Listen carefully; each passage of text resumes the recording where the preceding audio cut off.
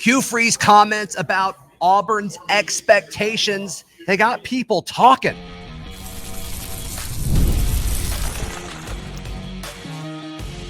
You are Locked On Auburn, your daily podcast on the Auburn Tigers. Part of the Locked On Podcast Network, your team every day.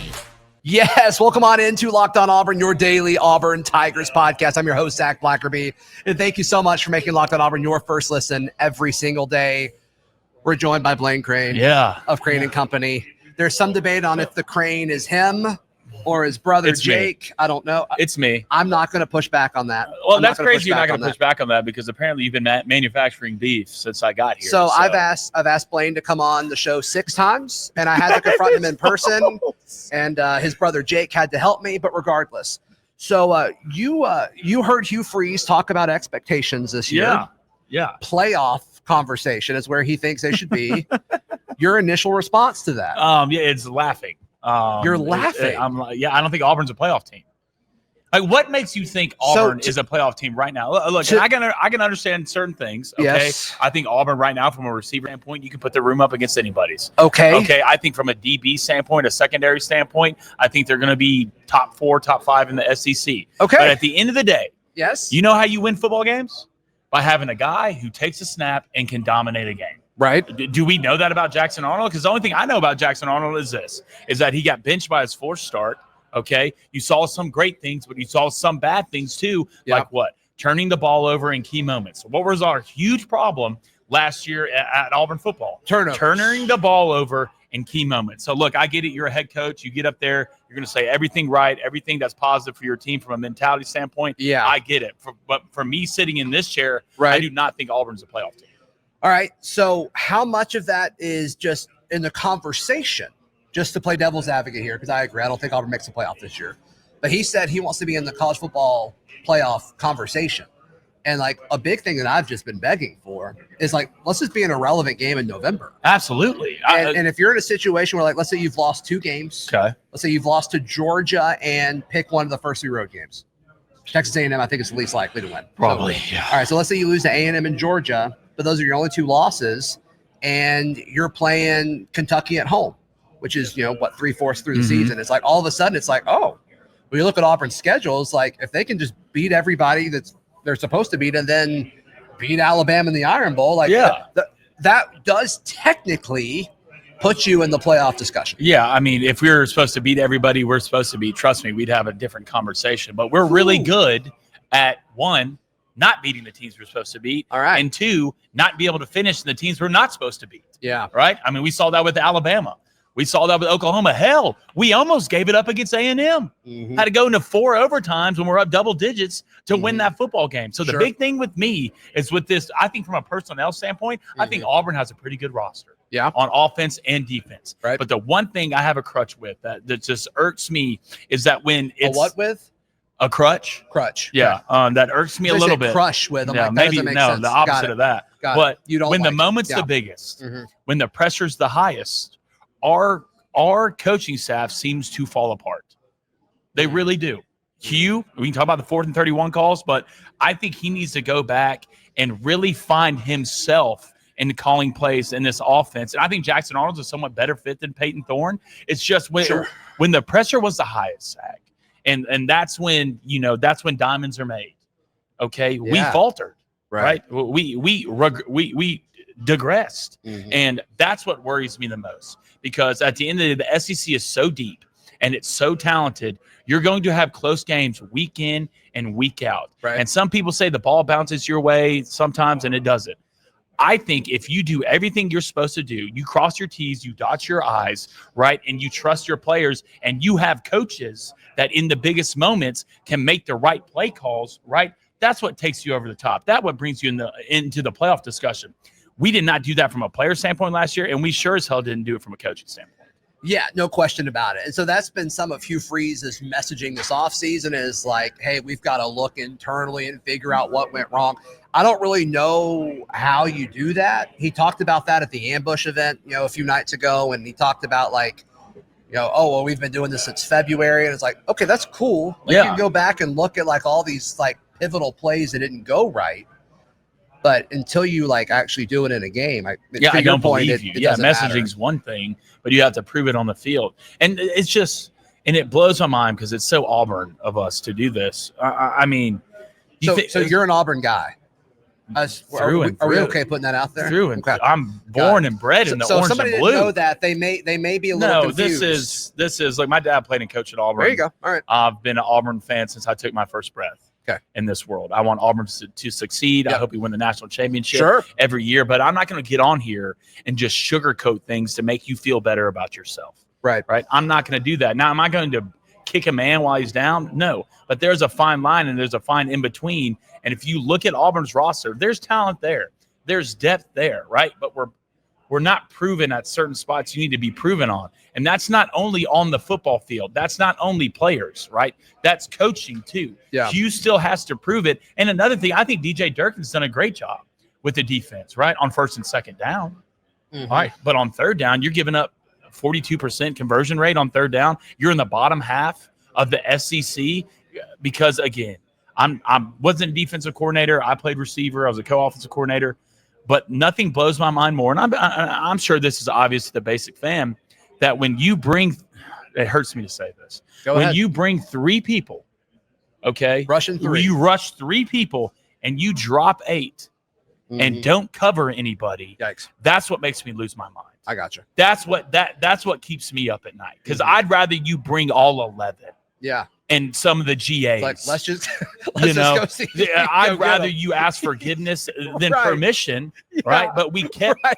It's just I get worried because we keep making the same mistakes. Yeah. But maybe look, it's a different year this year. There's a new guy under center who I hope does well. Yeah, he's for a sure. great kid. He did have some trouble at Oklahoma just from an injury standpoint. Everybody around him.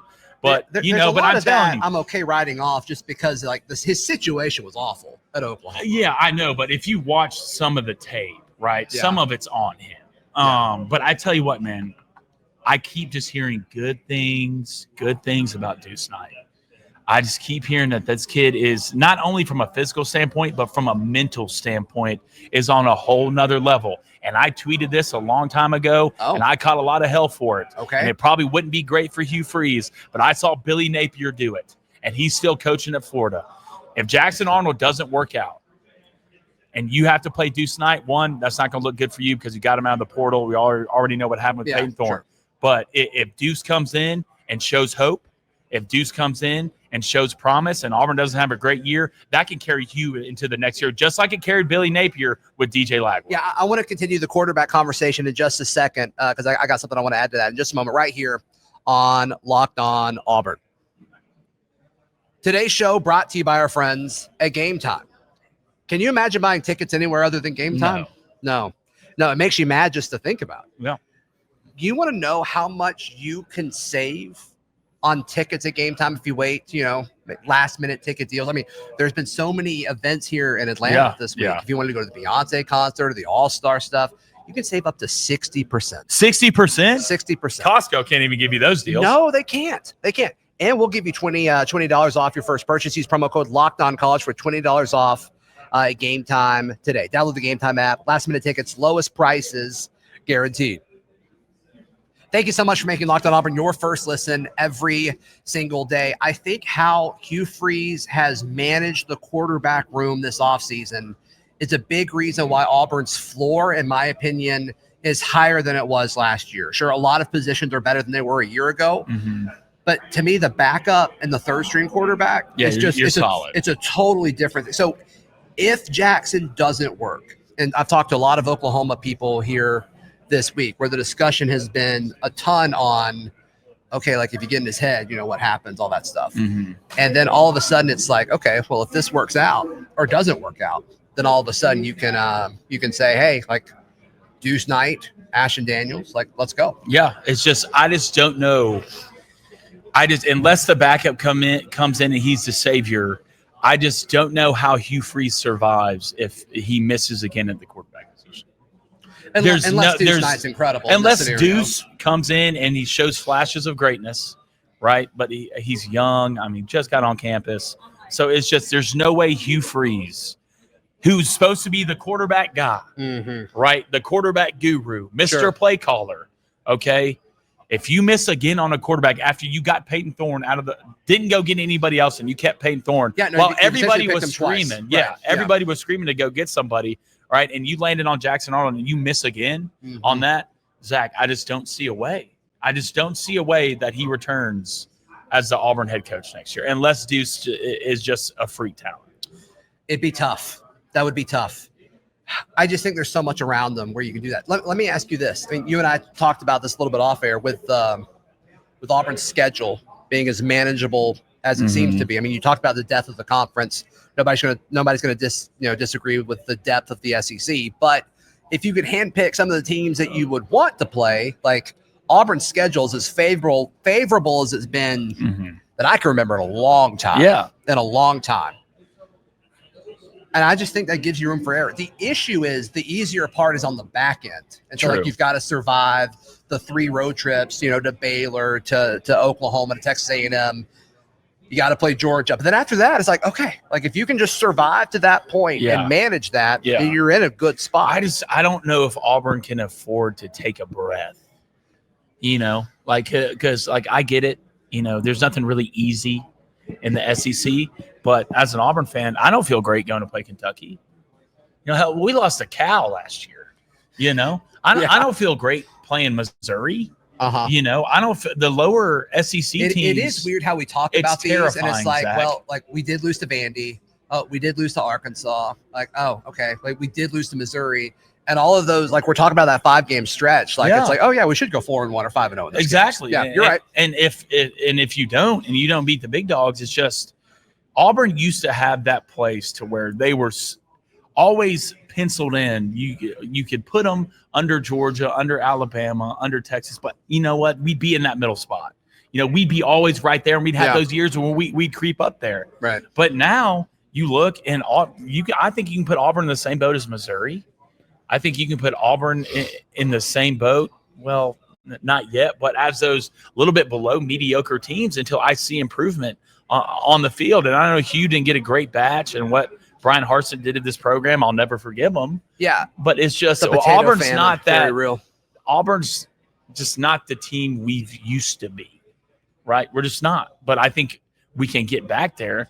But it starts with Auburn's never going to be as good as players as Georgia and Alabama and Texas. It's just not going to happen. But it starts with development.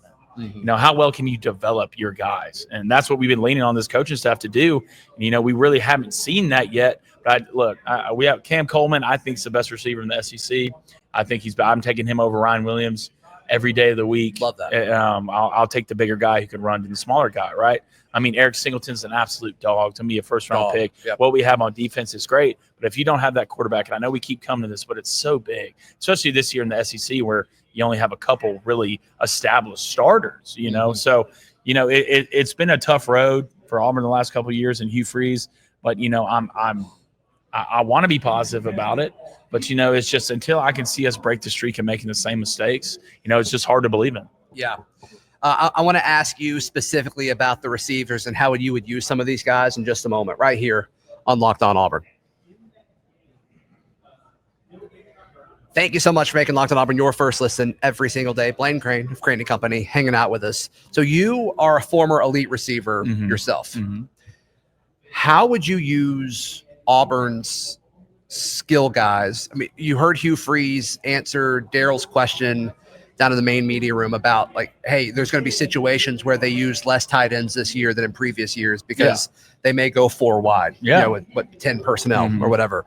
How would you use Auburn's roster from a personnel standpoint to help open some of these things up? Well, I'd be 60-40 pass to run to start it. I think you have running backs that still need to prove it.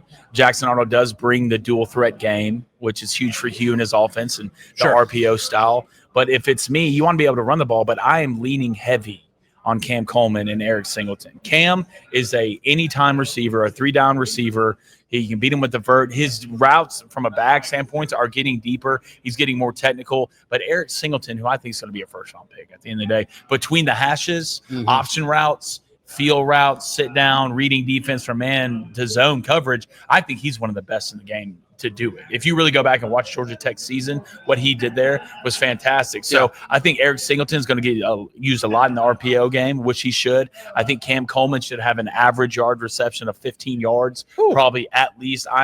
This year, I am pushing. You can mix in your RPOs. Everybody does it. It's the new offense these days. Trust me, I get it. But I am pushing the ball down the field because at the end of the day, you play to your personnel. And Auburn's best personnel is where? It's at receiver. And anytime I can get Cam Coleman or Eric Singleton in a one-on-one matchup anywhere on the field, I am licking my chops. I'm like that coach from Friday Night Lights with the lollipop in his mouth. Come on, right? Keep going. I am getting these. These are NFL receivers walking around, guys. NFL receivers. It's not like you have to put it on Cam Coleman for him to catch it. He goes and grabs it out of the clouds, right? And those guys are just so hard to find. So if it's Hugh Freeze, I'm walking into the film room. Obviously, you want to do what the defense gives you, right? Yeah. But I am walking into the film room, and I'm looking at my guys. It's like, we're going to do everything we can to get Cam Coleman the ball and Eric Singleton the ball. Yep. Blaine Crain of Crain & Company. How can people check out everything you've got going on? I love the show. I'm glad we're not beefing anymore. Yeah, you made fun of my jacket earlier. I'm gonna let that go. I didn't make fun of it. I just pointed out you were wearing one. You said I always wearing jackets, but you wear jackets a lot. Okay, I'm gonna let that go just because I love you so much. How many jackets do you own?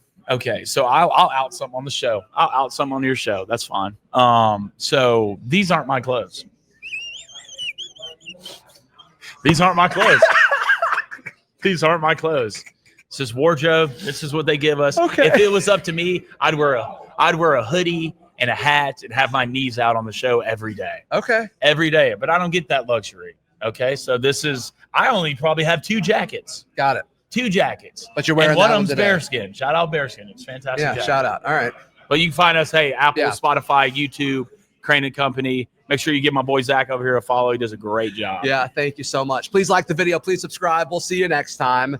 This has been Locked on Auburn. Locked.